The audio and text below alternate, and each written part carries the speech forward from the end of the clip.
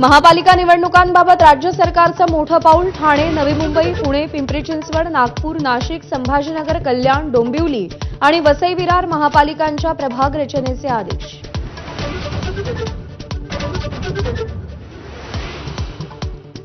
मराठा आरक्षणाच्या वैधतेवर मुंबई उच्च न्यायालयात आजपासून सुनावणी. पूर्ण खंडपीठासमोर युक्तिवाद होणार. विद्यार्थ्यांचे प्रवेश रखडल्यानं संपूर्ण महाराष्ट्राचं सुनावणीकडे लक्ष.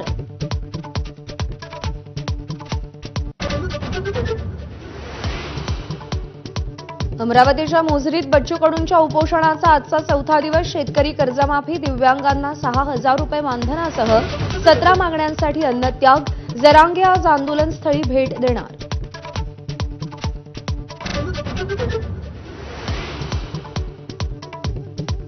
मुख्यमंत्री देवेंद्र फडणवीस आज अकोला दौऱ्यावर. 3,000 कोटींच्या विकास कामांच्या लोकार्पण आणि भूमिपूजन सोहळ्यासाठी उपस्थित राहणार.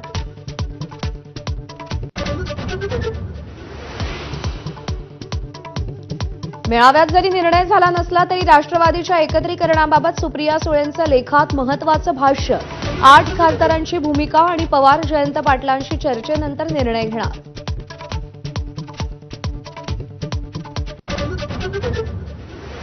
सगळ्याच लोकल एसी करण्याचा आग्रह. तर गर्दीच्या नियोजनासाठी सरकारी कार्यालयांच्या वेळाही बदलल्या जाण्याची शक्यता.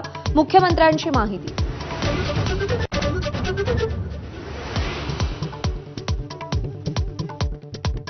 राज्यात कोरोनाच्या 89 नव्या रुग्णांची नोंद. सध्या अॅक्टिव्ह रुग्णांची संख्या 1,593 वर.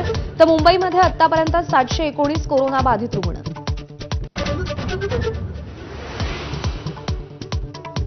पंतप्रधान मोदींच्या अध्यक्षतेखाली केंद्रीय मंत्रिमंडळाची आज बैठक. काय चर्चा होणार याकडे लक्ष. सीसीएसची बैठकही होण्याची शक्यता.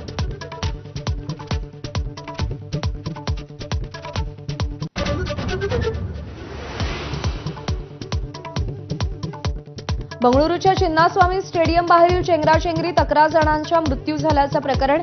आरसीबी मार्केटिंग प्रमुख निखिल सोसलेंच्या याचिकेवर आज सुनावणी.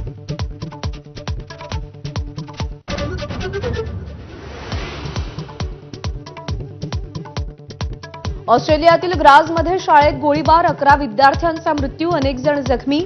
हल्लेखोरानं स्वतःलाच गोळी घालून जीवन संपवल्याचीही माहिती.